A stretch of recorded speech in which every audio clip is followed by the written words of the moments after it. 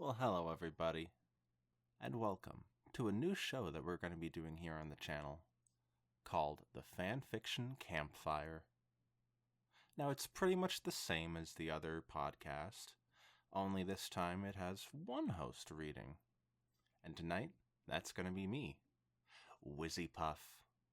You see, my normal co-host Ross is dealing with a bit of technical difficulties at the moment.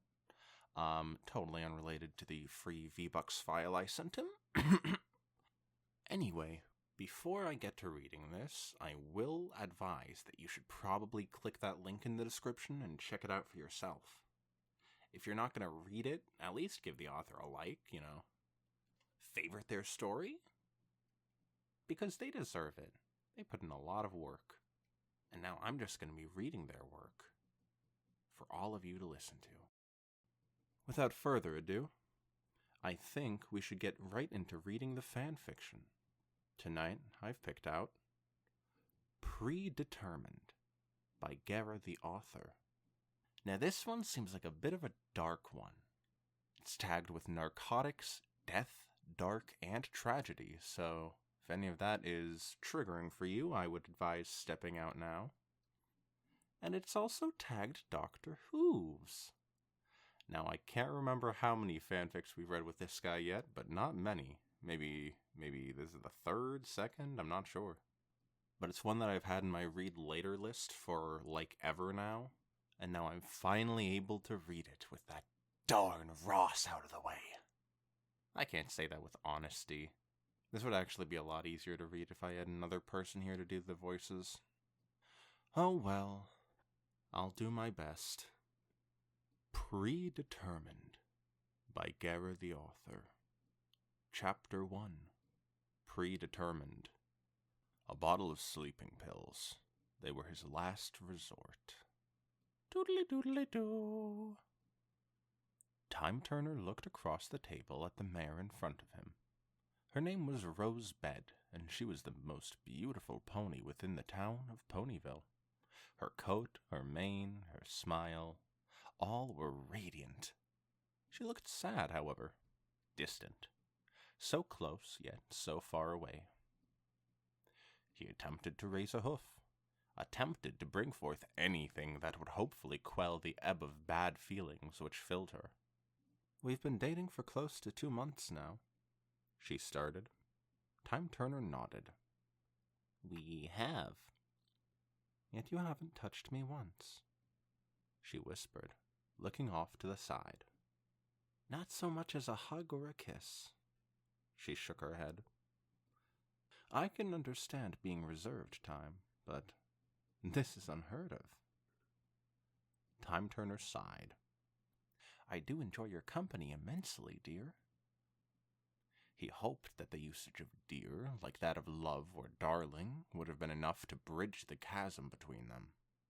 It did not seem to land, however, as she instead flinched away from the words, so desperate for his touch, but now even his words seemed to harm her. Am I doing something wrong? Rosebud asked. Time Turner sighed. Have I ever told you about my special talent? I hardly, Rose began. Time Turner held up a hoof, trying to use whatever goodwill he had left to deter the maelstrom of emotions inside of her. Rose shook her head. You have not. She would play along, at least for now. Most ponies assume that it's related to time, Time Turner explained. Which is correct, but the nature of that time is largely unknown. I personally like to keep it that way. He sighed. But the truth is my special talent isn't... It's... Tell me, Rose hissed. If you have even an ounce of kindness for me left within you, tell me. I deserve to know why you won't even accept a peck on the cheek from me. Time Turner winced and opened his mouth to speak, though the words still eluded him and failed to form into anything approaching a coherent statement. It was a difficult concept to broach, a difficult discussion to start. After a few attempts, Rosebud glared at him. Well? she asked. Time Turner sighed. Whenever I touch another pony, I am given a vision of when and how they will die. Rosebud blinked, clearly stricken by this development. For a moment it seemed like she wouldn't believe him, but in the end she nodded, accepting his answer at face value. I see, she whispered. Time Turner looked down at his hooves. So the reason I don't touch you is not because I dislike you. It's because I like you so much that I would hate to know what would become of you, of us. Rosebud was silent. She looked down at the table as well. Her expression was colored with a shade of indecisiveness, an unsure aura that he did not seem to have an easy way of dissipating. She then reached out and held out her hoof. What are you doing? Time Turner asked. Rosebud smiled. Tell me that I'll die of old age. Then we can start this relationship from the start.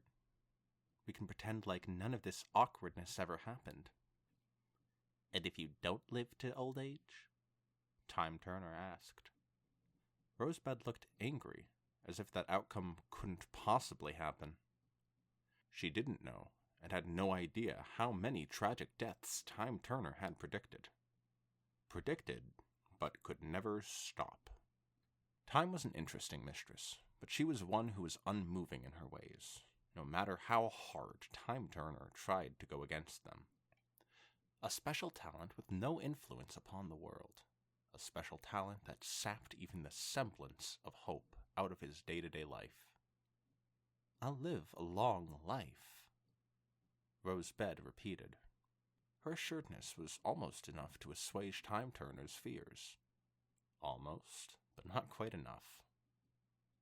Time Turner sighed and went against his better judgment, clapping a hoof over top of Rosebud's own. The motions caused Rosebud to suck in a breath. This was the first time that he had ever laid a hoof upon her. In a moment, a heartbeat, he was presented with a vision.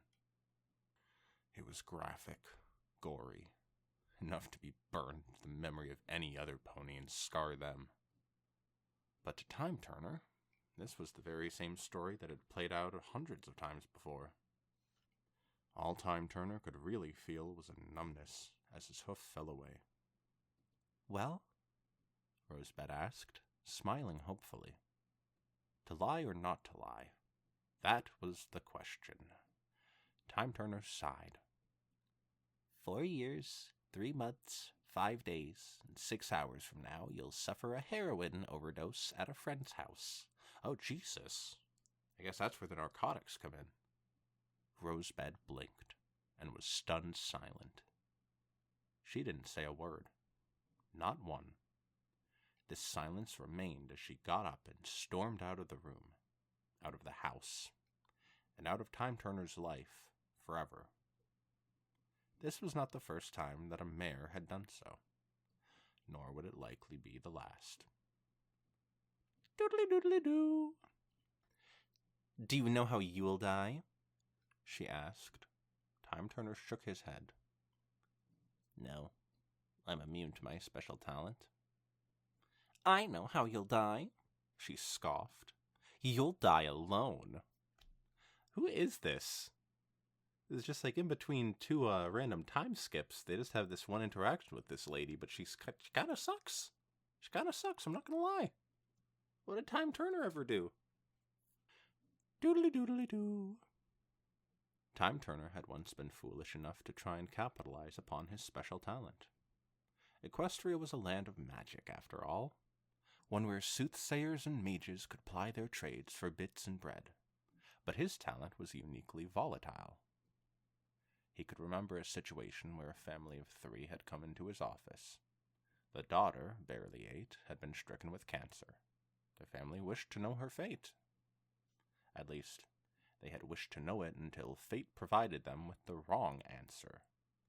And without fate there to accept the blame, Time Turner became her representative.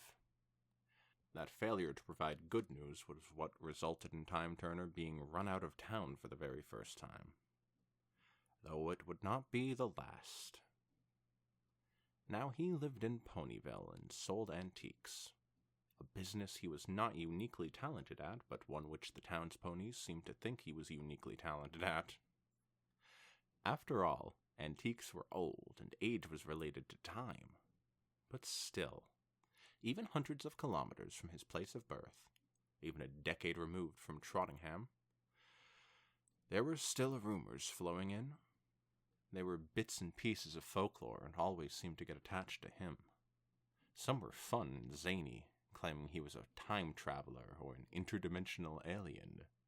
Others were the truth, a far less entertaining alternative.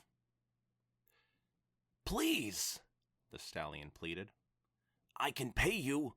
I just need to know if this thing is malignant or not."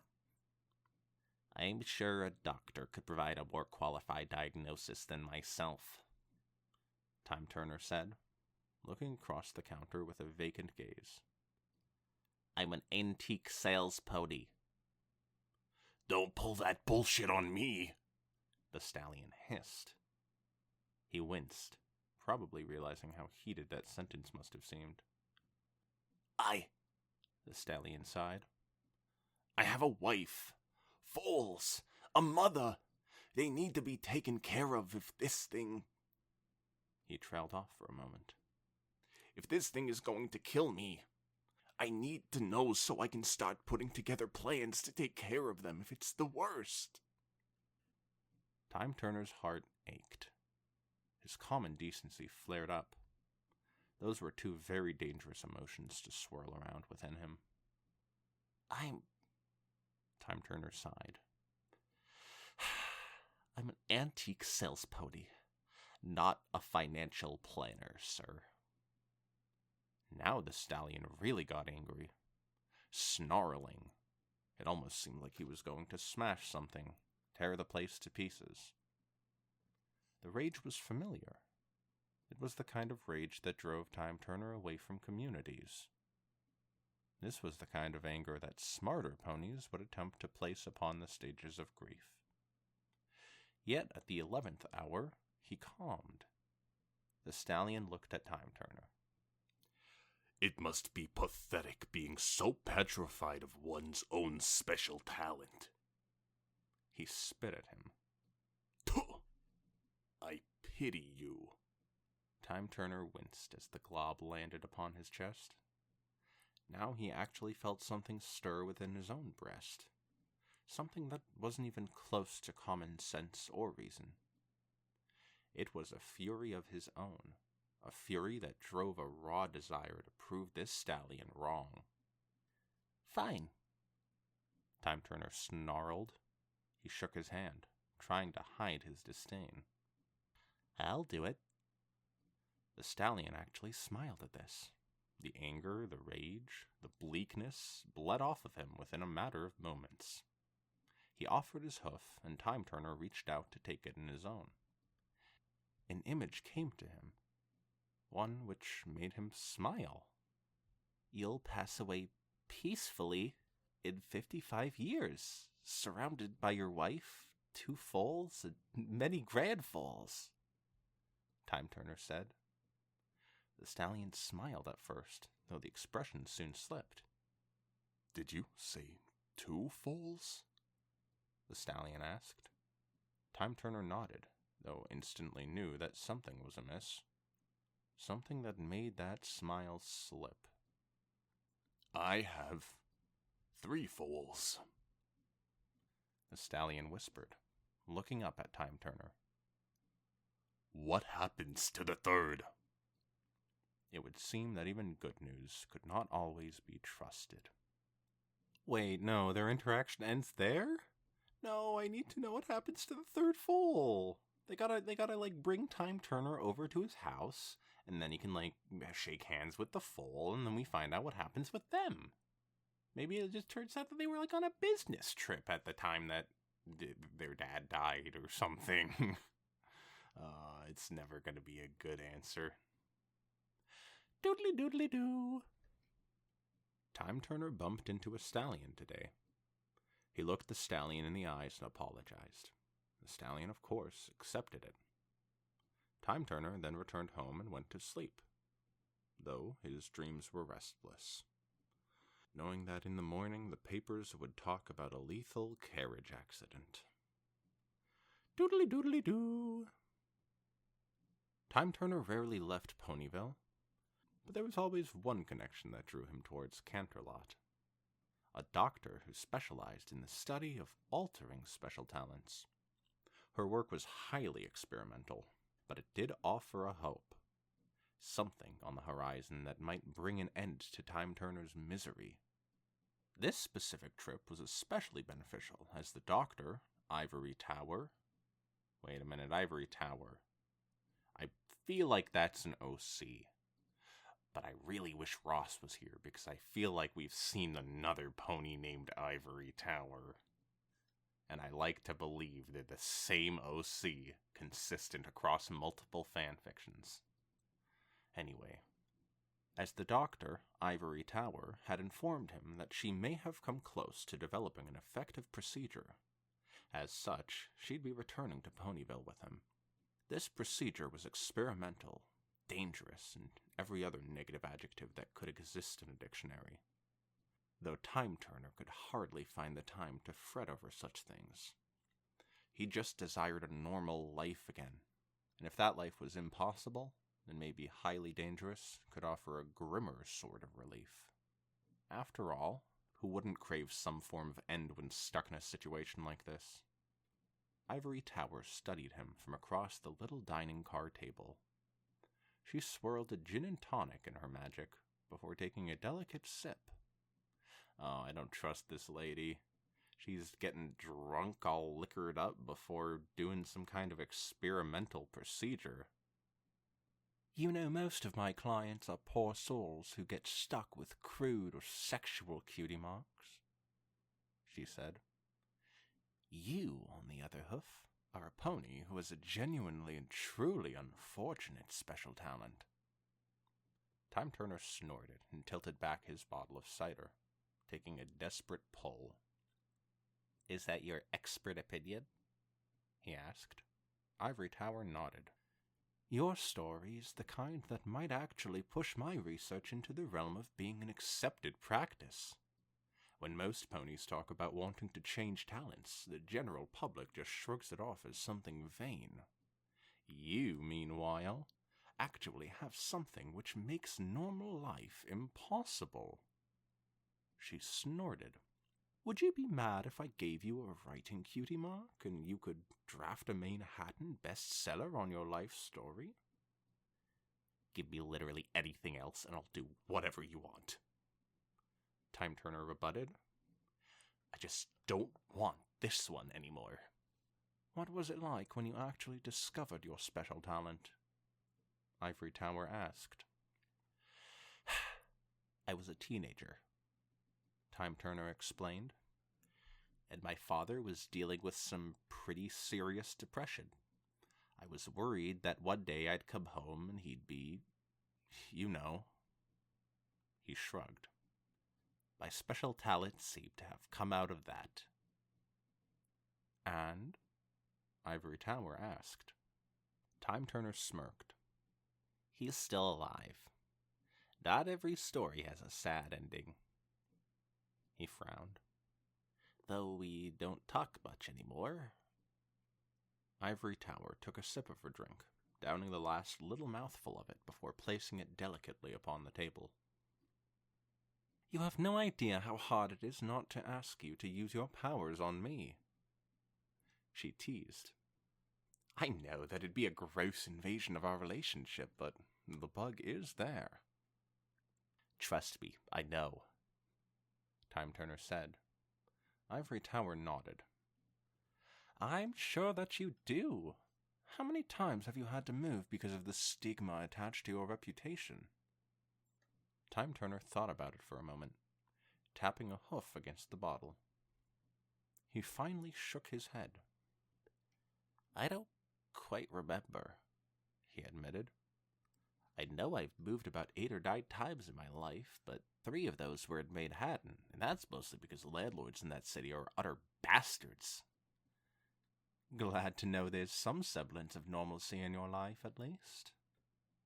Ivory Tower teased. She then nodded towards him. Any chance you can use your powers on yourself? I'm the one pony who's immune to them, as far as I know, Time Turner said. Ivory Tower snorted. The gods really like to use you as a punching bag, don't they?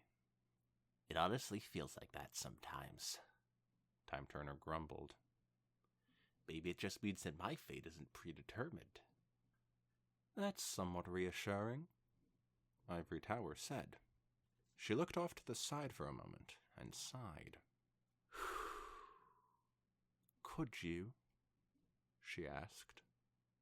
Time Turner winced.